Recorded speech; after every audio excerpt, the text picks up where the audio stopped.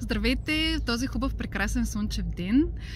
Днес сме се събрали тук с моята най-добра приятелка Светла Дианова Дамянова да си поговорим за част от нещата в живота. И сега ще попитам нещо много интересно. Светле, доста често сме чували от тебе това, че обикновеният човек може да живее един необикновен живот.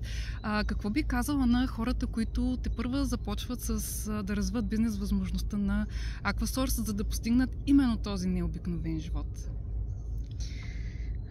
Те са комплекс от неща и мисля, че основното, което ни дърпа напред, е точно вдъхновението. Защото като сме вдъхновени, имаме и ние също вдъхновяваме, имаме желание да си изясним сами пред себе си какви са нашите лични цели, нашите мечти, и това нещо някак си ни дърпа напред и ни кара да действаме, за да можем наистина. Ние сме си обикновени хора, но наистина в Aquasource може да имаме, да живеем именно този необикновен живот. Да имаш един допълнителен или един основен доход, на който да разчиташ, и това е огромно спокойствие, което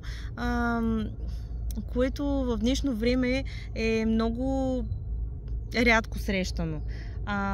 Действително в Aquasource има страшно много възможности. Стига да имаме очи да ги видим, да помечтаем и просто да предприемем някакви действия, за да може да сбъднем нашите мечти.